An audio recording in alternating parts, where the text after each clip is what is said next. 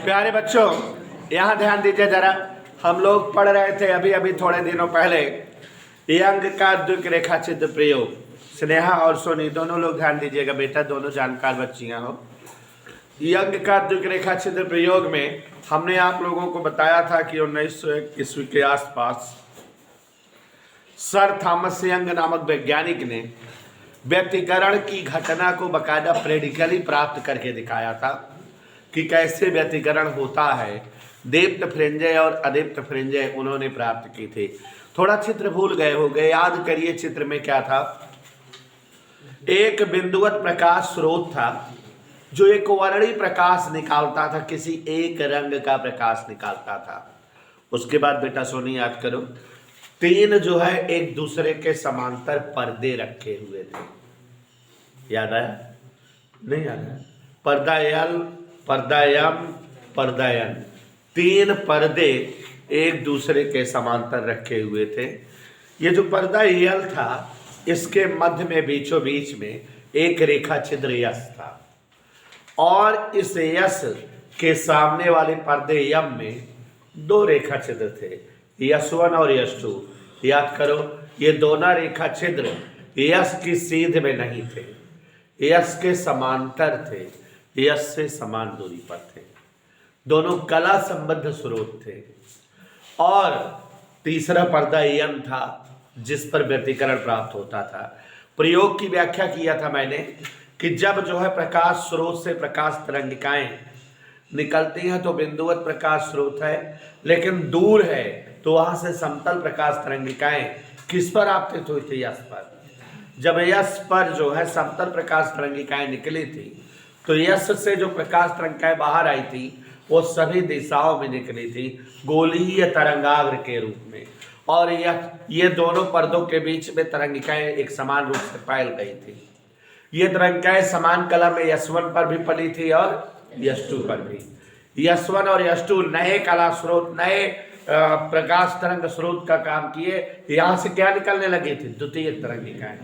और जो यस1 और यस2 से द्वितीयक तरंगिकाएं निकलती थी उनमें हमने आपको दो बातें बताई थी कि श्रृंग भाग भी निकलता है, गर्त भाग भी निकलता है।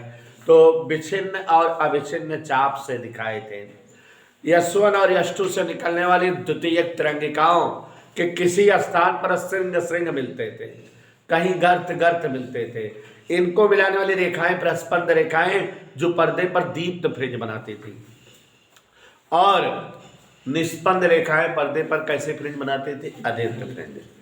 तो ये जो दीप्त फ्रिंज और अदीप्त फ्रिंज पर्दे पर एकांतर क्रम में बन रही हैं, इन्हीं के बीच की दूरी, दो क्रमागत दीप्त फ्रिंजों के बीच की दूरी या दो क्रमागत अदीप्त फ्रिंजों के बीच की दूरी फ्रिंज चौड़ाई कहलाती है।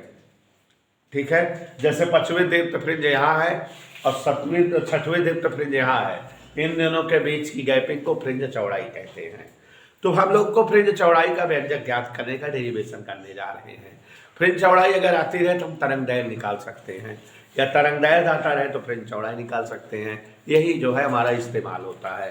कभी कभी कहता है फ्रिंज चौड़ाई की सहायता से तरंगदैर्घ्य का व्यंजक प्राप्त करो, और कभी कभी केवल फ्रिंज चौड़ाई निकालना रहता है। इधर के लिए बहुत ही बड़े डेरिवेशन है। अभी तक इसमें तीसरा टॉपिक पढ़ने जा रहे हो।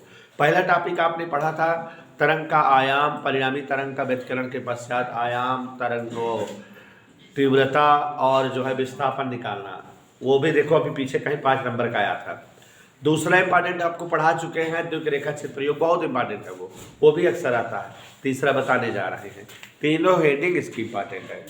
तो देखो जरा, सभी बच्चे ध्यान देंगे।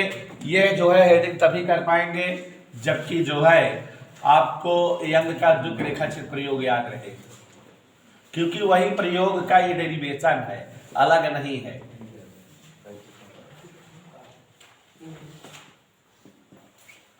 क्या बोला आदित्य हमने बेटा? उसी प्रयोग का ये डेरिवेशन है जो आपने फ्रिंज चौड़ाई जो आपने जो है यंग का द्विक रेखा चित्र प्रयोग किया था, उसी का ये जो है क्या है बच्चों? डेरिवेशन।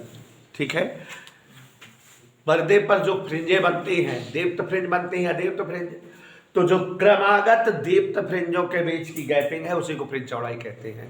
या क्रमागत अदीप्त फ्रिंजों के बीच की जो गैपिंग है उसे भी फ्रिंज चौड़ाई कहते हैं। तो हम चाहे दीप्त फ्रिंजों के बीच की गैपिंग निकाले, चाहे अदीप्त फ्रिंजों के बीच की गैपिंग निकाले, फ्रिंज चौड़ाई आ जाएगी। तो चलो शुरुआत करते हैं, अध्याय पहुंच चुके हैं। ध्यान दीजिएगा, अभी समझाया मैंने कि द्विक रेखाचित्र प्रयोग आपको याद रहे, तो बेटा द्विक रेखाचित्र प्रयोग वाला ही फिगर इसमें बनेगा और वहीं से डेरिवेशन है। द्विक रेखाचित्र याद आ गया ना, एक रेखाचित्र यश होता है, फिर यश1 यश2 होते हैं, फिर पर्दा होता है, यही सब था ना, वही चीज यहाँ है। तो देखो जरा,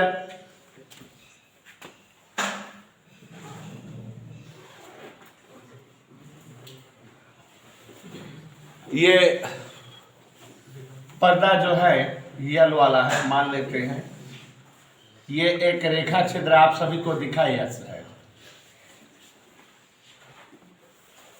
रेखा चित्र प्रयोग जो यंग किए थे उसी का जो है हिसाब किताब है।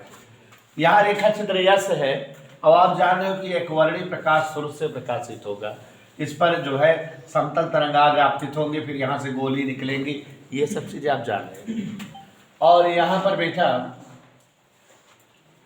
दूसरा पर्दा था और दूसरे पर्दे में क्या प्रकाश स्रोत थे? दो। दूसरे प्रकाश स्रोत, दूसरे पर्दे में दो प्रकाश स्रोत थे और दोनों यश की सीध में नहीं थे, लेकिन यश से बराबर दूरी पर थे।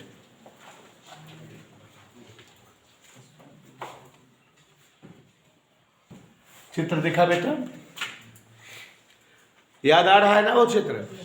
एक रेखा छिद्र यश है, दो रेखा छिद्र यश1 और यश2 है। यश1 व यश2 यश के सीध में नहीं है, यश के समांतर हैं, किंतु यश से बराबर दूरी पर है। यश यश1 की दूरी यश यश2 की दूरी बराबर है। यहाँ बेटा एक जो है पर्दा रखा हुआ है, जो पर्दा यन था याद करो, तो यहाँ पर्दा रखा हुआ है, हम इसका नाम यमयन लिख रहे हैं। याद आया? याद हो गया? अब बेटा चित्र बनाया नहीं जाता, हवा में समझा जाता है यहाँ पर, क्योंकि फिगर बहुत गंदी हो जाएगी उस तरह से। इस पर क्या आएगा, आपतित होगा एक वर्णी प्रकाश स्रोत, याद है ना? यश पर जो है समतल तरंगाग्र एक वर्णी प्रकाश स्रोत आपतित होगा, यश पर एक वर्णी प्रकाश स्रोत आपतित होगा। उसको थोड़ा मोटा कर देना है, यहाँ भी मोटा कर देना थोड़ा सा।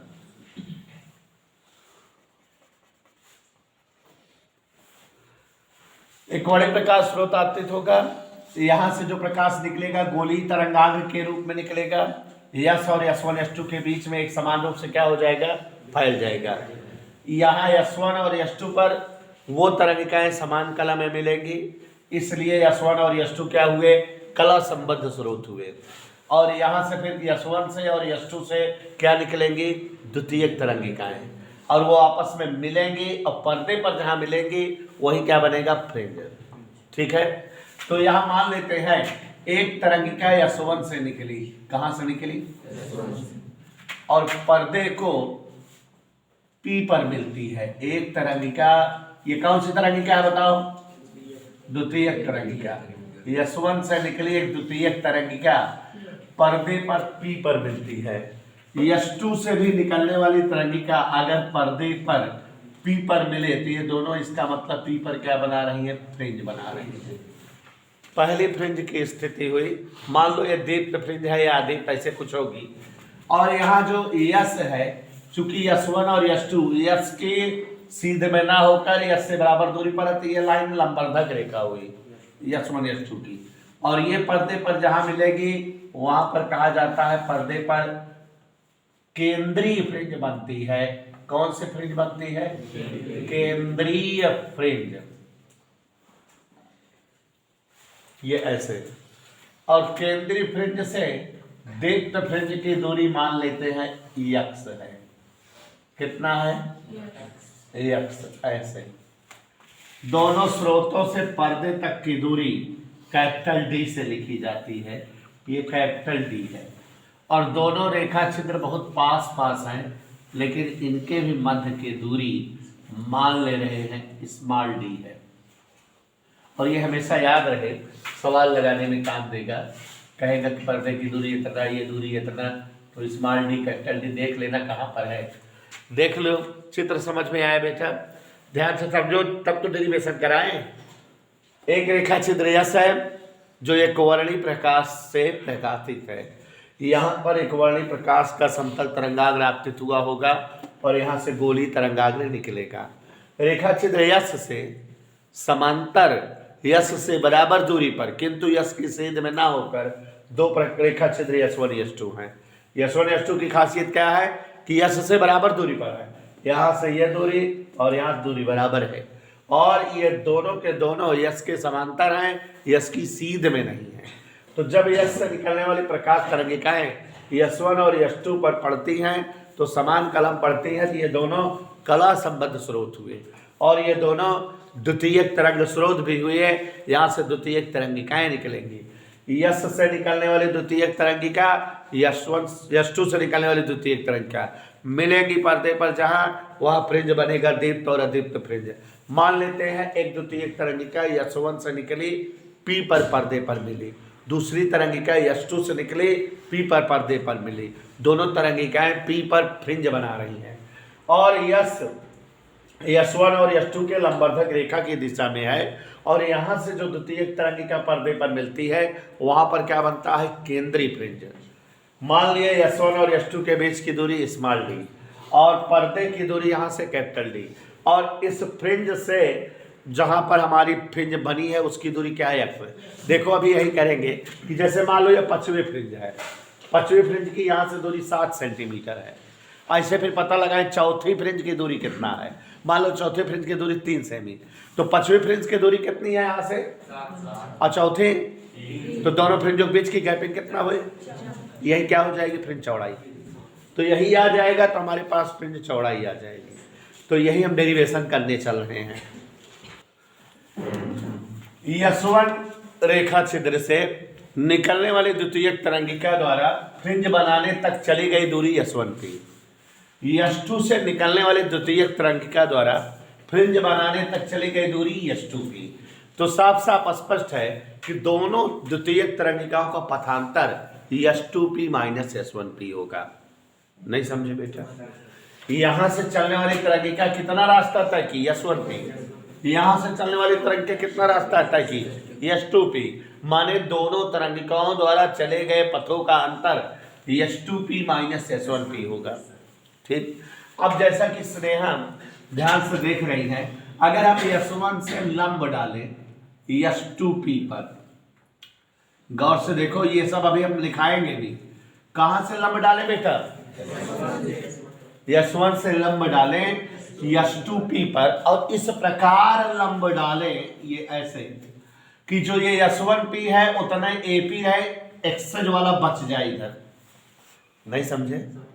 हम बेटा ये पूरा में से ये पूरा घटाना चाहते हैं, तो दोनों तरंगों द्वारा तय पथ का अंतर आएगा, और वो जो है अगर हम यहाँ से लंब डाल दें कि S1P के बराबर ही AP चाप कटे, माने ये जितना S1P है उतना ये AP रहे, तो दोनों पथों का अंतर तो इतना आ जाएगा कि नहीं। और दोनों पथों का अंतर जो S2A आया है इसको अलग से हम कहीं निकाल लें, तो दोनों तरंगों द्वारा तय पथांतर हो जाएगा कि नहीं।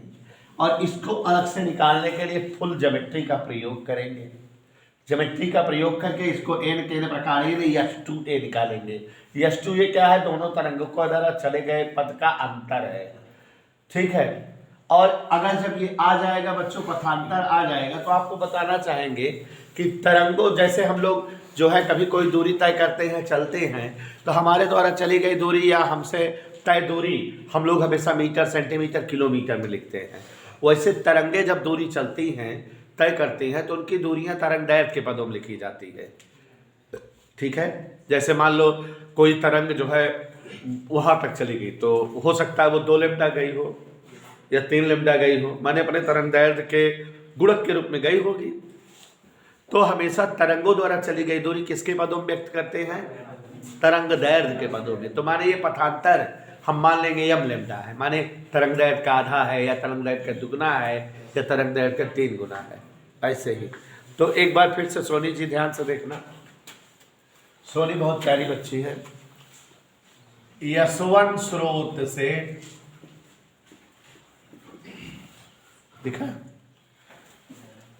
निकली तरंग द्वारा, कौन सी तरंग?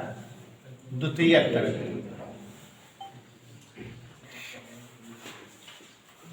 द्वारा तय पथ कितना है देख के बताओ। S1P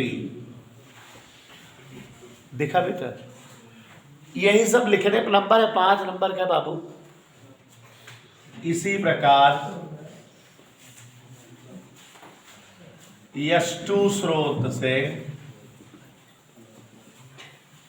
निकली द्वितीय तरंग के द्वारा तय दूरी कितना हुआ है?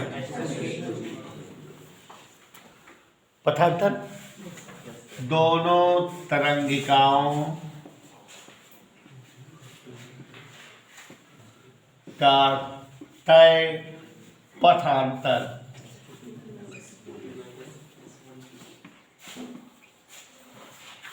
S2P माइनस, मेरे माइंड में आ गया पथांतर S2P माइनस S1P है। एन कैन इसको निकाले और इसको हम लेमडा लेते हैं। तो इतना तो समझ में आया। अब S1A लंब आन S2P इस प्रकार खींचा, हमने बताया अभी खासियत क्या कि AP बराबर S1P, S1P और AP बराबर है तो यह पथांतर आ जाएगा ना। इसलिए पथांतर S2P माइनस S1P बराबर S2A। समझ आया? इसमें से इसको कम करना तो यही बच रहा है।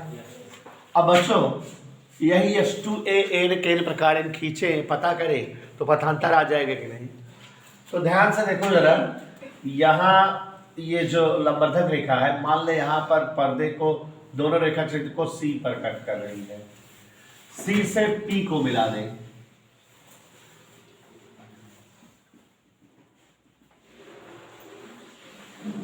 थोड़ा ज्योमेट्री लगेगी और कंफ्यूजन ज्योमेट्री लगेगी। किसको किसको मिलाया? दो त्रिभुज तैयार हो गए।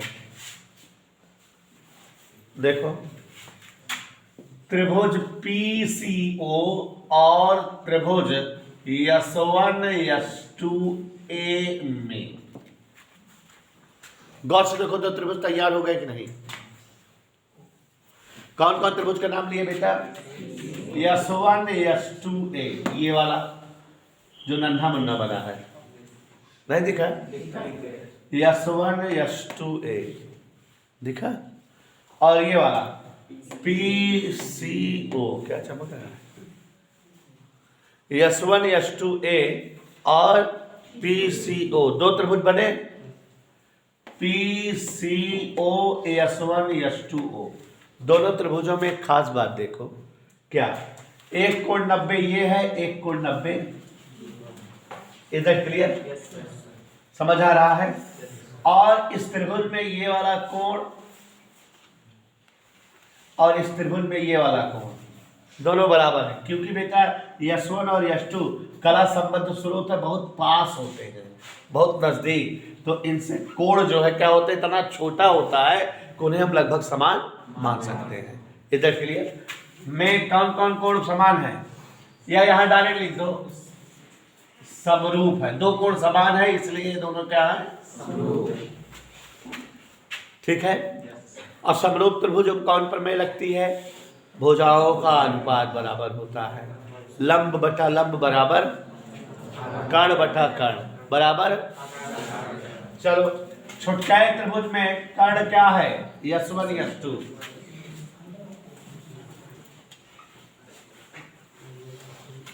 नहीं देख रहे हो? और बड़े वाले त्रिभुज में कर्ण क्या है? CP।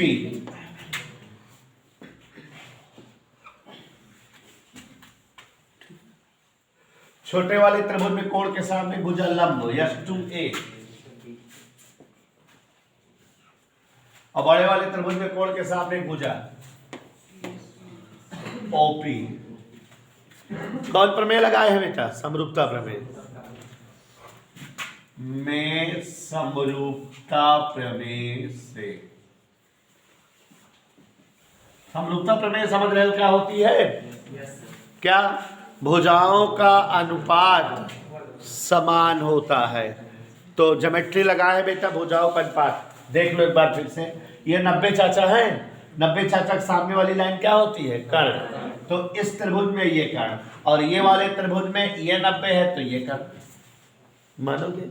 फिर उसके बाद यहाँ कोण के सामने भुजा लंब, तो यहाँ कोण के सामने भुजा ये लंब। ओके, तो कर्ण बटा कर्ण बराबर लंब बटा लंब बराबर आधार बटा आधार। अब नहीं ले रहे हैं, काम हमारा हो गया। S1 S2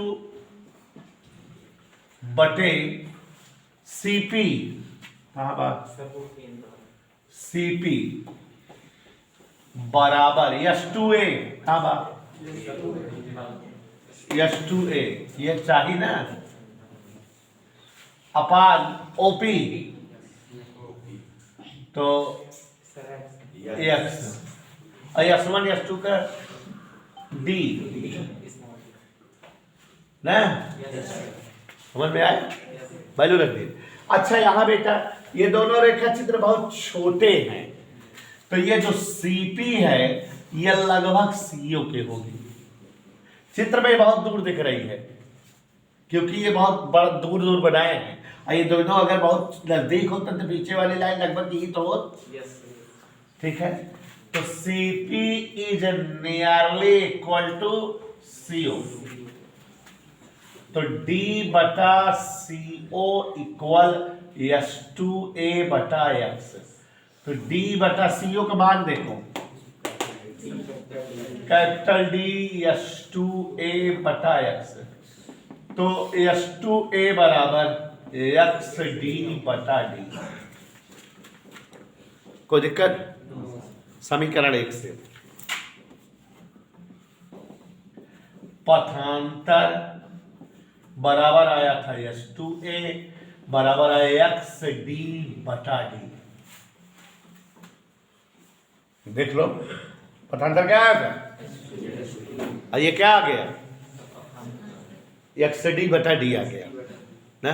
और पथांतर अभी बताया था किसके पदों में रहेगा बेटा? तरंग पदों में।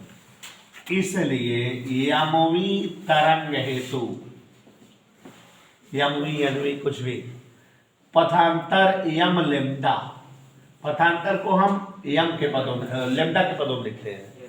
ठीक, आधा तरंग दैर्घ्य, दुगनी तरंग दैर्घ्य, तिगुनी तरंग दैर्घ्य बराबर XM D बटा कैपिटल D। तो XM बराबर तिरछा गुणा एम लेम्डा कैपिटल D बटा D। ये क्या पता लग गया? यमवी दीप्त फ्रिंज की O से दूरी, कैसरी फ्रिंज की दूरी आ गई। यम की जगह 3 रख दे तो कैसरी फ्रिंज की दूरी आ जाएगी तिरछरी फ्रिंज की दूरी। यम की जगह 4 रख देंगे तो, और 2 फ्रिंजों के बीच की दूरी का अंतर निकाल लेंगे तो फ्रिंज चौड़ाई। याद आया? तो अब यहाँ फ्रिंज चौड़ाई दीप्त फ्रिंज के लिए भी निकालते हैं, और ठीक है, तो मेरे पास जगह नहीं है। ठीक है ना प्यारे बच्चों, अगर हम दीप्त फ्रिंजों के लिए चले तो दीप्त फ्रिंज है तो यमुई फ्रिंज की दूरी XM बराबर M lambda D by D। ऐसे ही M-1वीं फ्रिंज की दूरी निकाले तो जहां M है वहां M-1 लिख दिए। तो अब ये 2 क्रमागत फ्रिंजें आ गई कि नहीं? यमुई और M-1वीं दोनों के बीच का जो डिफरेंस होगा वही क्या होगी? फ्रिंज चौड़ाई। हमने आपको बताया है कि 2 क्रमागत फ्रिंजों के बीच की दूरी को ही फ्रिंज चौड़ाई कहते हैं। चौथे फ्रिंज 5वें फ्रिंज के बीच की दूरी, फ्रिंज के बीच की गैपिंग, यह फ्रिंज चौड़ाई हुई। तो यहाँ फ्रिंज चौड़ाई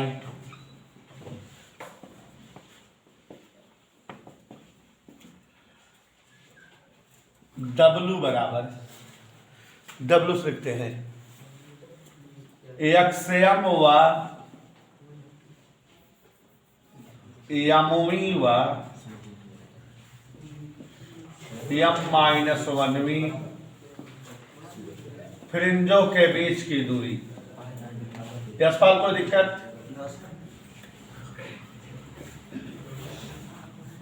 आगे बढ़ें, W बराबर एक्स से एम माइनस 1, W बराबर एक्स से एम मतलब एम लेमडा डी बटा D, M minus 1 lambda D बटा डी। कोई डाउट बेटा? W बराबर लेमडा डी बटा डी कॉमन, बोलो ना यार इस बार, एम माइनस एम प्लस 1, ये लफंगे यहां देखो जरा,